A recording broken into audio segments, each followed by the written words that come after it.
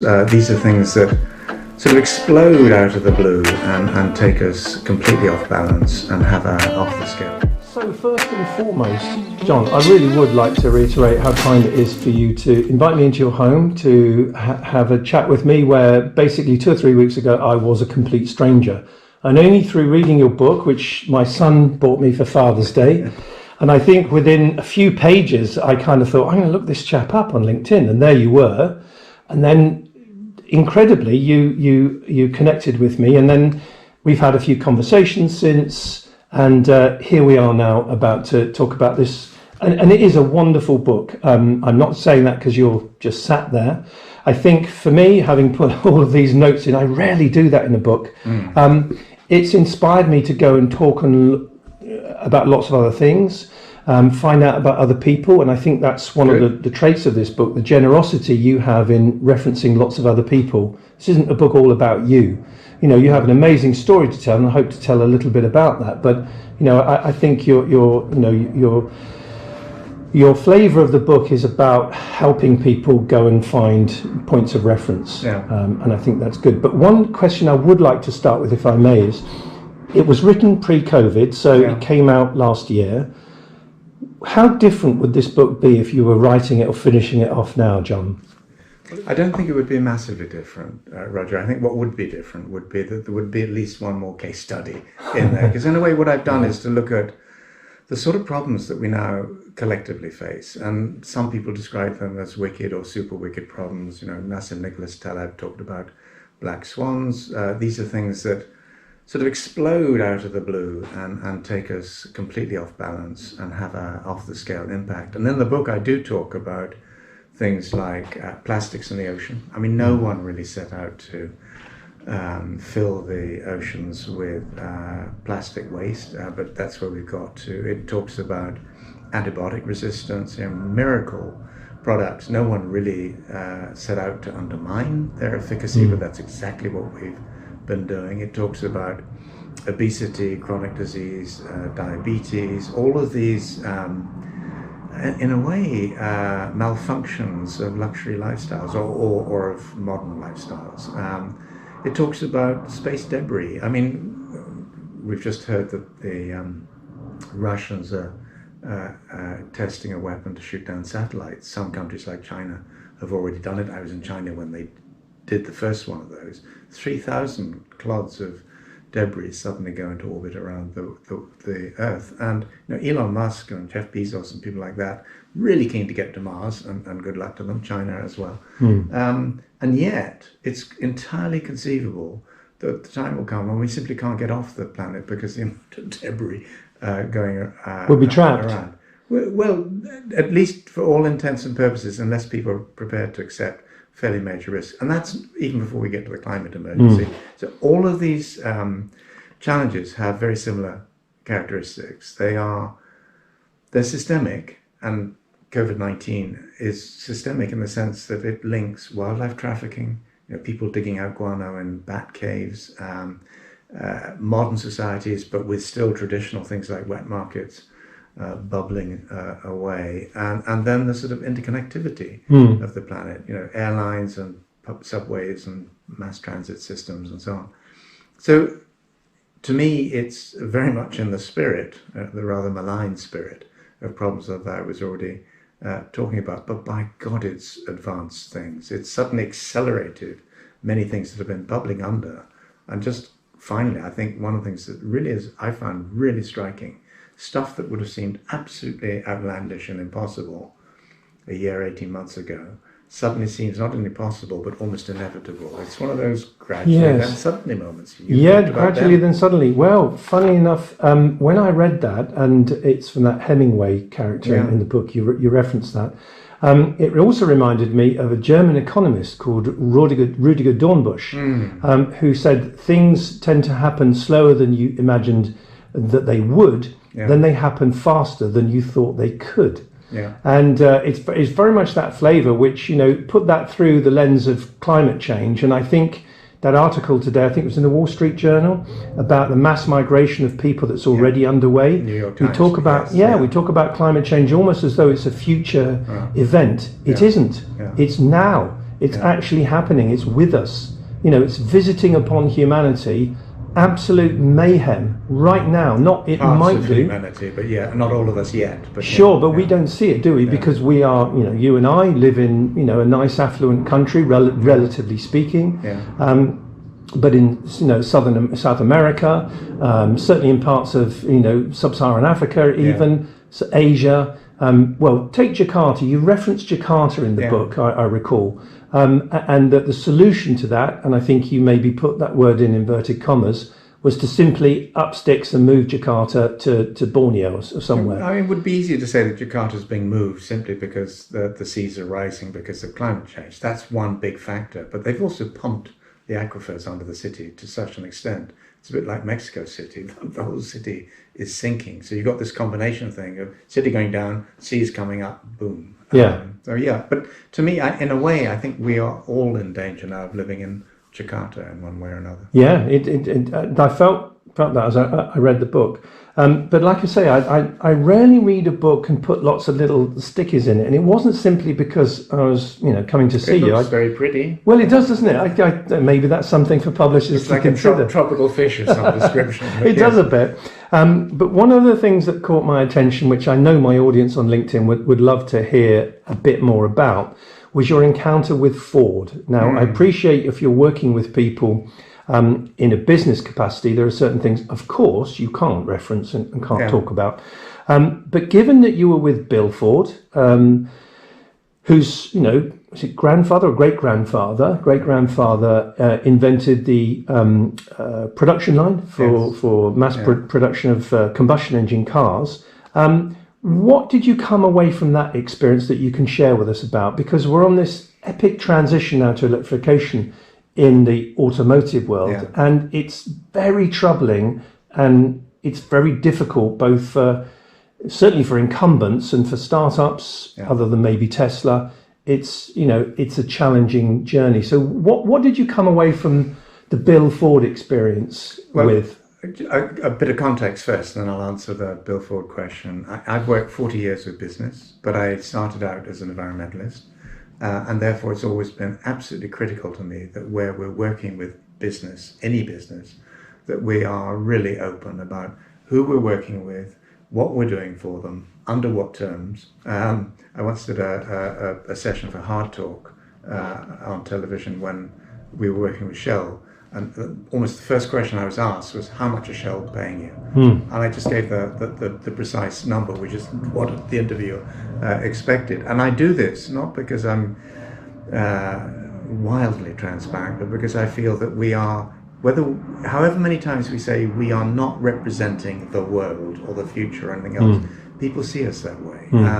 So I want to say to the wider world, this is what we're doing to some degree, perceived to be on your behalf, even if we're not pitching it that way. Ford came to us, and Bill Ford in particular, and right at the beginning of this century, and he knew, in fact, his second question to me, he knew we'd publicly resigned a contract recently with Monsanto. The CEO at Monsanto, Bob Shapiro, had invited us in to help them think through how to deal with genetic engineering and GM foods, particularly in the European sector, but globally. And we just found that they had a tin ear. I mean, they couldn't hear what we were saying. And quite a number of years later, I talked to Bob about why that was. His answer was very simple. We had Wall Street multiples that meant that we couldn't afford to listen to you. But yes, we lost Europe for GM foods for a while, and actually in the end they lost Monsanto, was sold to Bayer. So we're very open, and with Bill, he knew we'd done that. And his second question to me was, if you had a relationship with Ford, what would it take you to want to resign it, or get to the point where you'd want to resign it? So this wasn't simply a commercial, contractual relationship. It had some sort of political dimension. And then to your question, I liked him tremendously. I think he's an extraordinarily interesting and intelligent man. I think at times he risked being overshadowed just by the sheer family legacy and the rest of it. But I think he's made very good sense of it over time.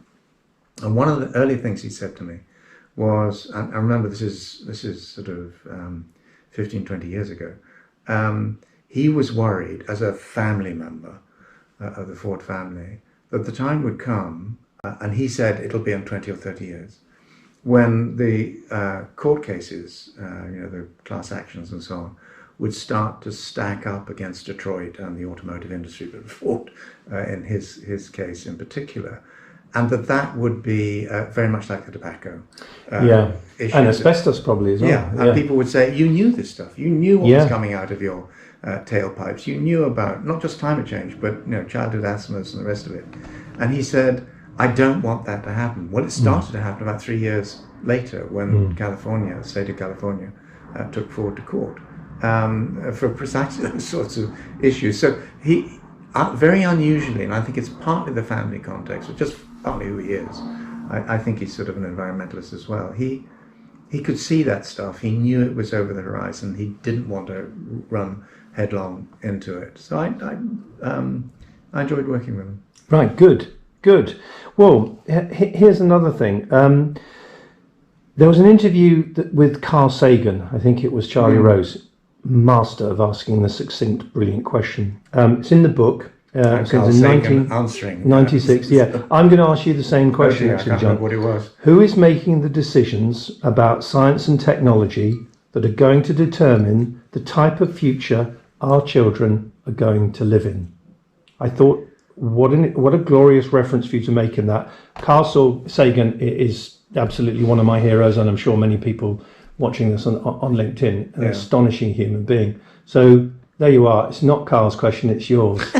Well, it's funny, a few years back, my wife Elaine and I were in Barcelona, went out to the aquarium, and suddenly I heard those wonderful soft tones of Carl Sagan's voice. I mean, many years after he died, obviously, but it was one of his television series. And I think people like him and David Attenborough and Brian Cox and so on do an immense service in making science and to some degree technology accessible to the ordinary citizen. And I think that's desperately needed, because the facile answer would be to say, who's going to influence the way we pay attention to science? It's going to be idiots like Donald Trump. Well, I don't think it is. I think he's tried to push back on science. I think Boris Johnson to some degree has been doing it as well. All the populists are playing that same game. If they choose to disbelieve it, they think the problems will go away. I don't think that's true, of course.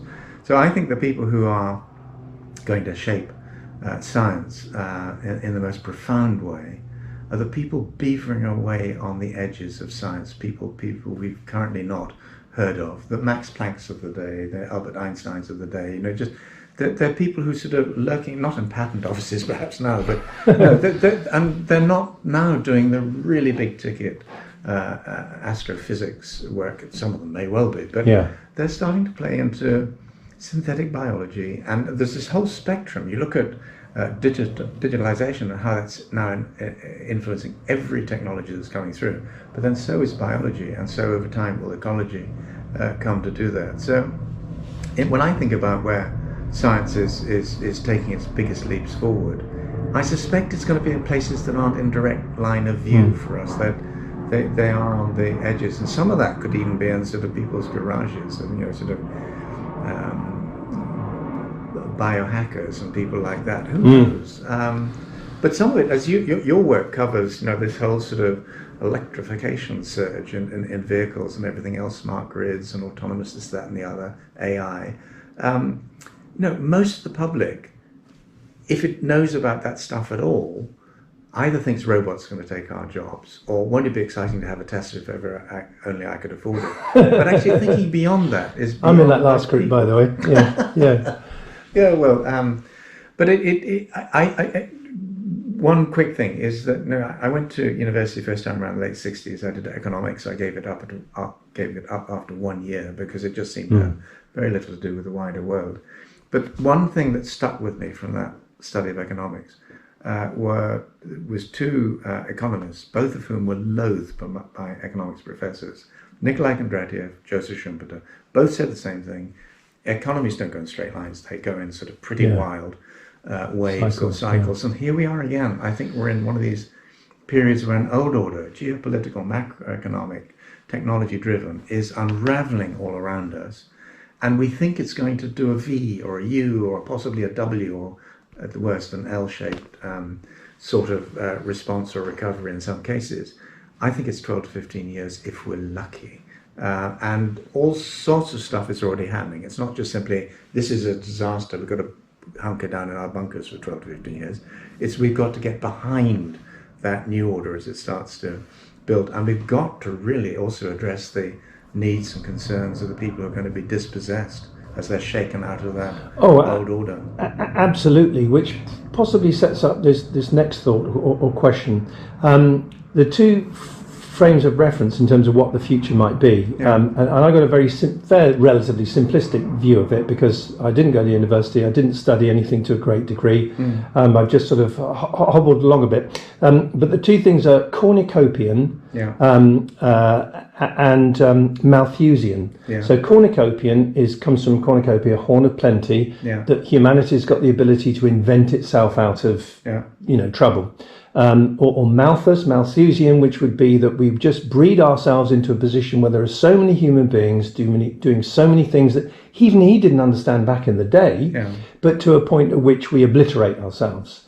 Now, obliterate the natural world. Well, indeed, exactly. So between being Malthusian or cornucopian, are you a hybrid of those two, John, or are you one or the other? I'm a hybrid of everything. And in a way, when I went back to university, I did do city planning. And when I came to one of the very first lecturers, I remember one of the professors saying to me, I'll bet some of you have come to this class thinking that cities are cancers.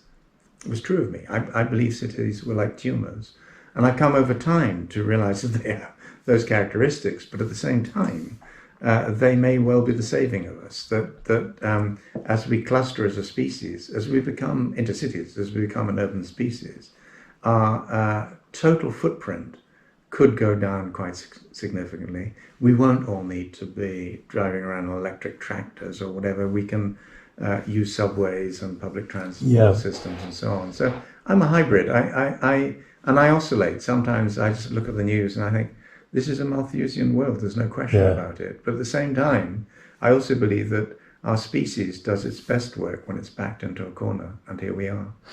Indeed we are. Well, on that point of being backed into a corner, the kind of fight and flight moment, one thing that, again, that threads through the book, and I know I've heard you talk about this elsewhere, is the importance and the influence of women in global society.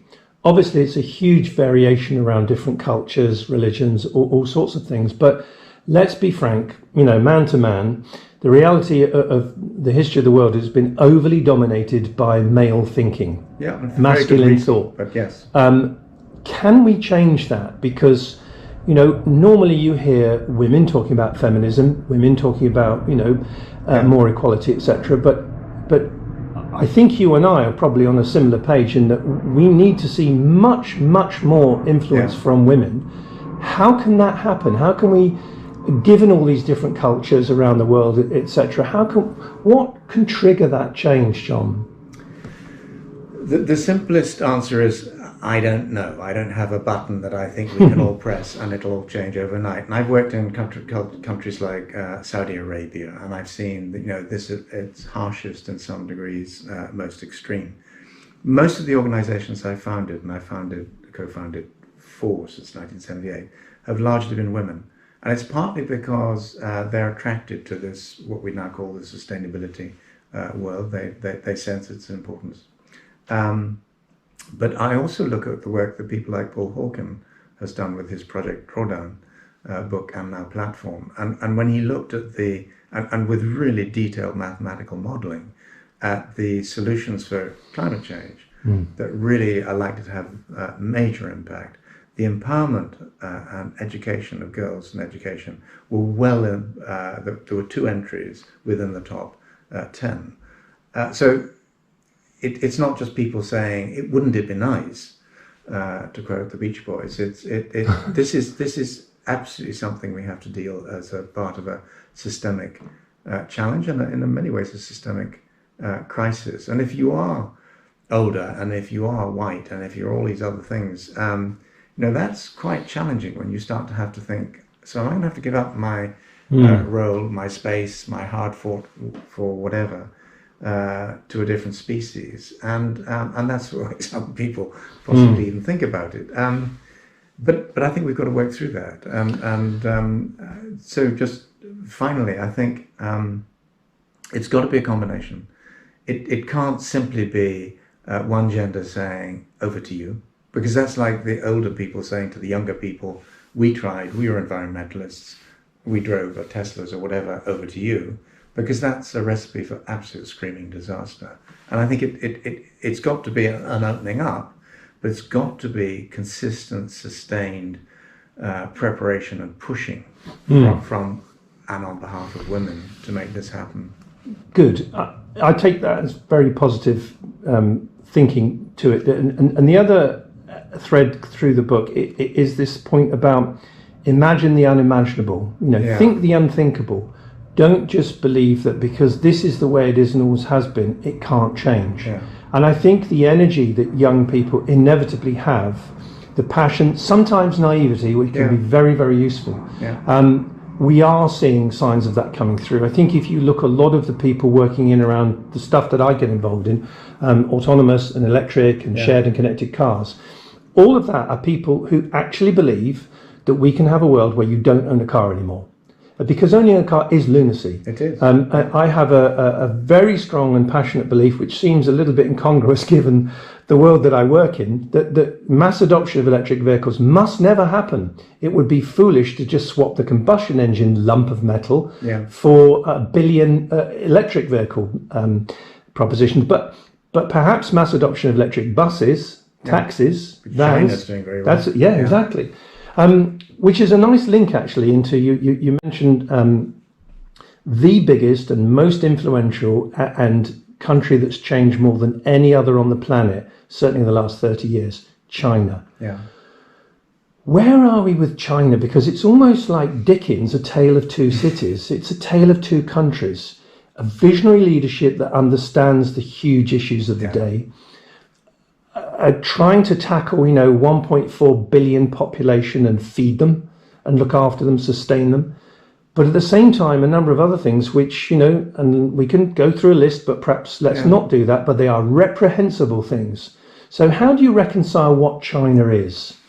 Well, again, you mentioned how do you think the unthinkable? And with China, I think we've struggled to think the unthinkable about where that the emergence of that nation might take us. And firstly, to the how do you think the unthinkable? One of the things I've done over the years is both to read a lot of science fiction and to seek out science fiction authors and just talk to them, because they tend to be really interesting people. And recently I've started to read more in English translation Chinese science fiction, because I think John, I didn't even know there was any. Oh no, I'm really sorry. It's a huge industry almost now in China. That's fascinating. I can pull out a couple of books before you go, but because when you think about America and its rise to global power, particularly after the Second World War, you had this explosion of science fiction because people knew they were on an upward trajectory and they wanted to understand where that might take them.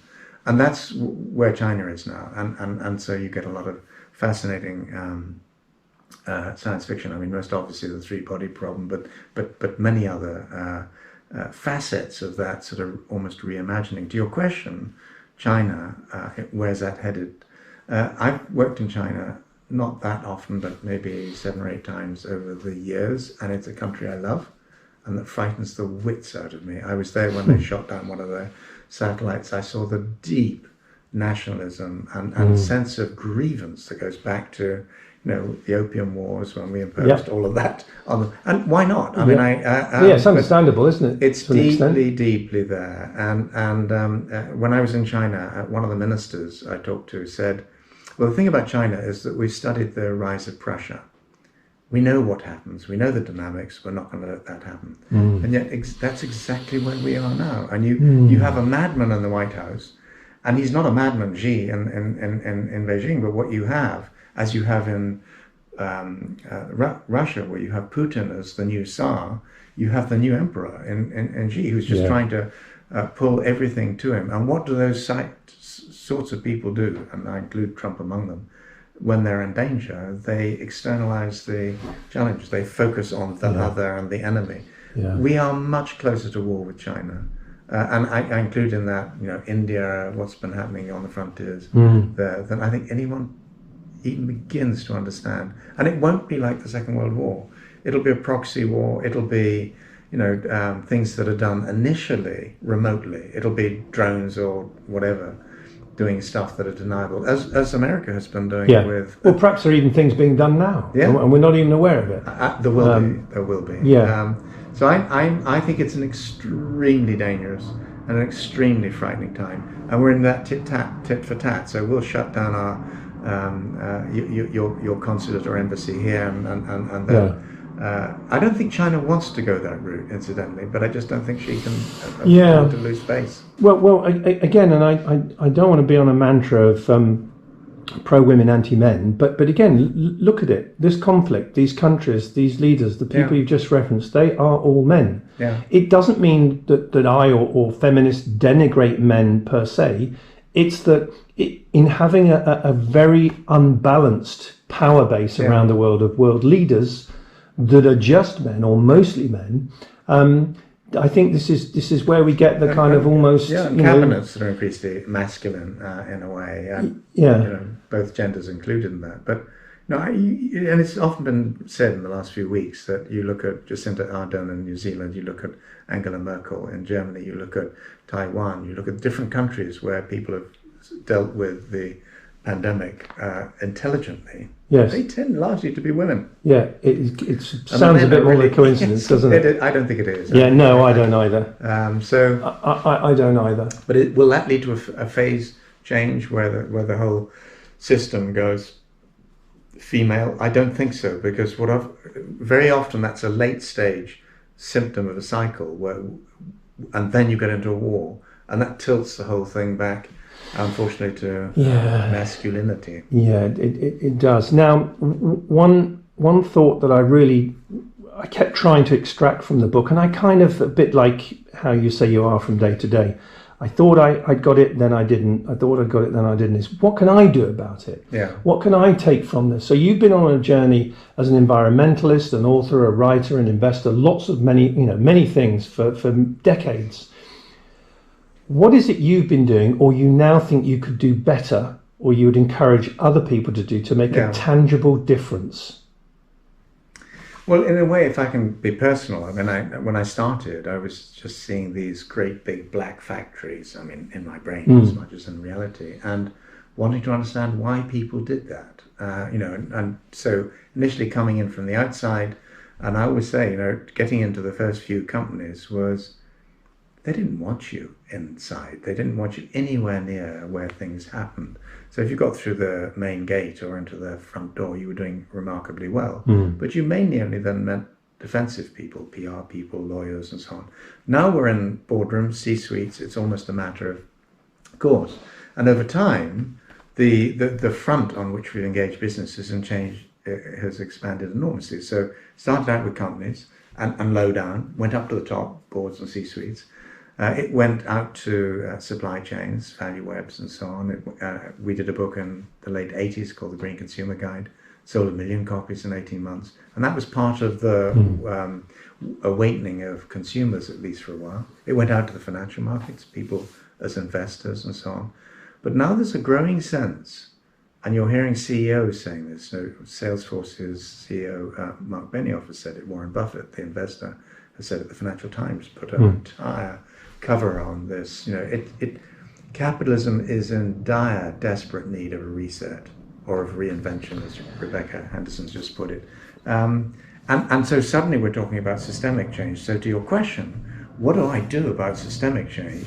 First thing is just be aware that the small incremental things that we've all been focusing on aren't enough.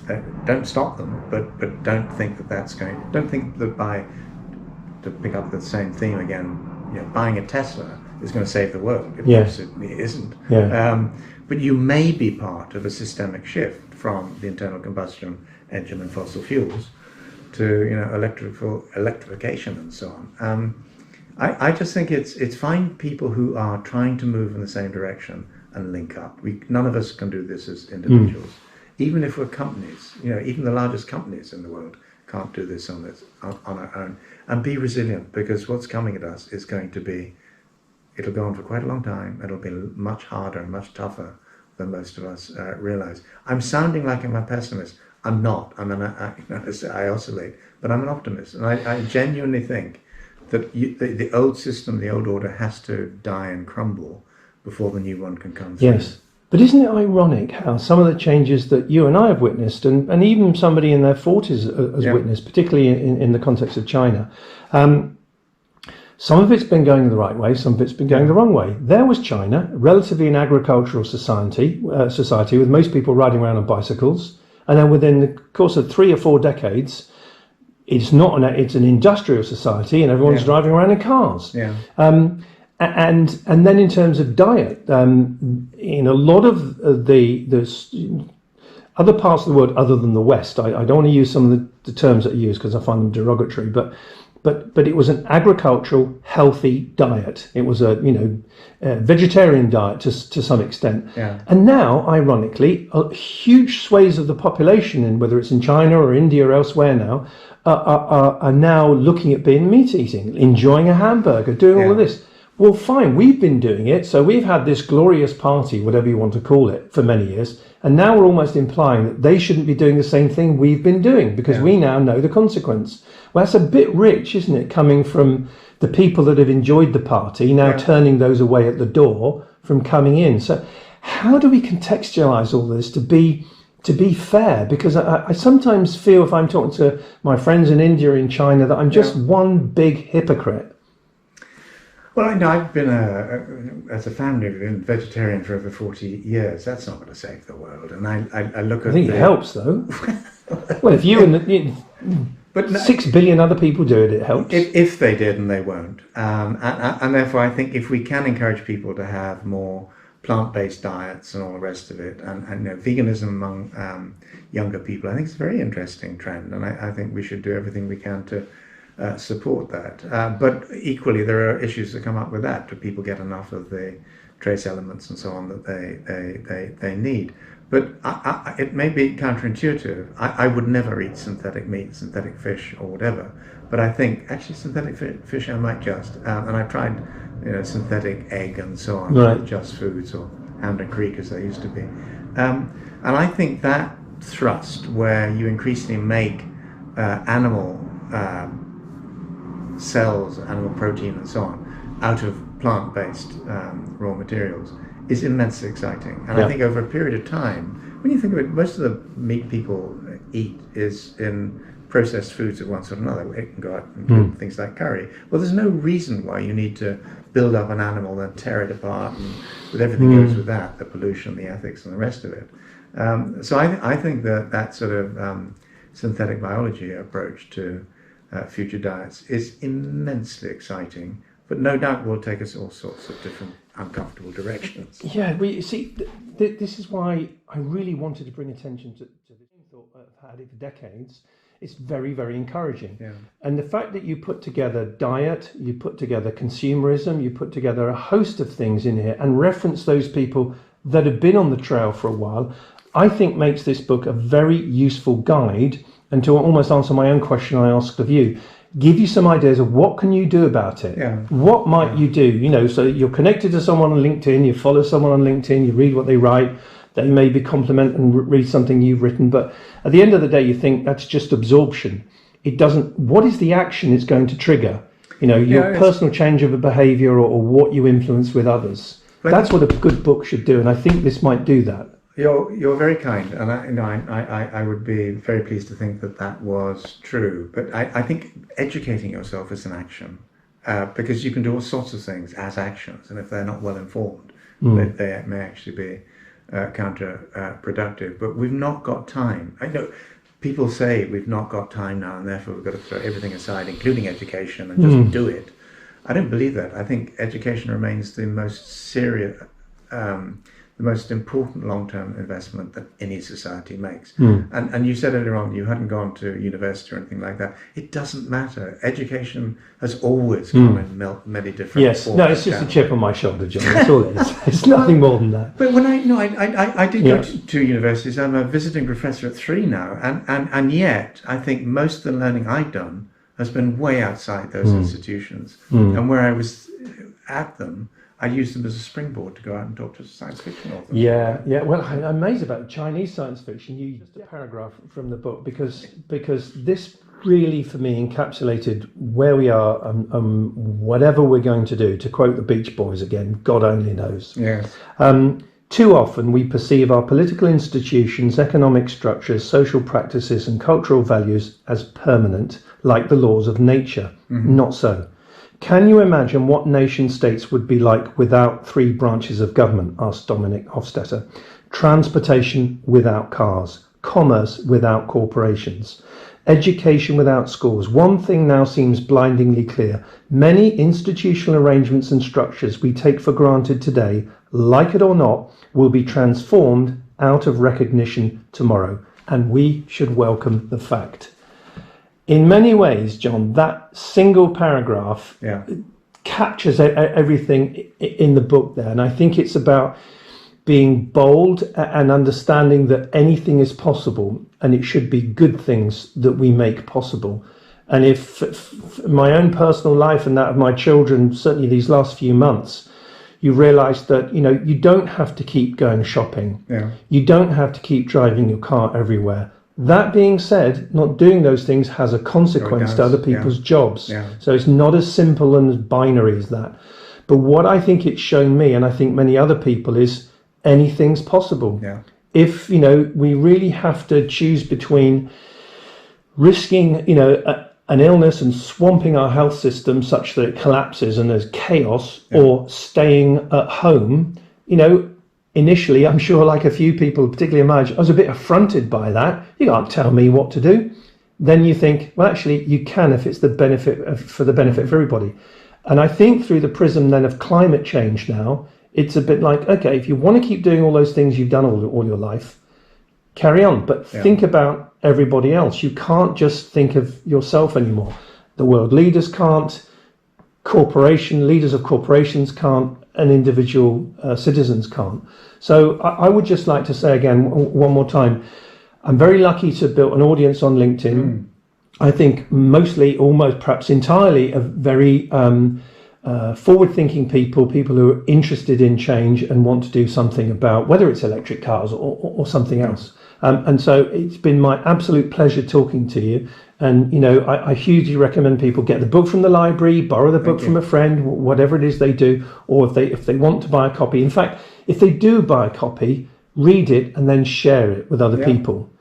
Sorry in a telephone box somewhere. Yeah, it will reduce the numbers of books you sell, John, but I mean, no apology for doing that.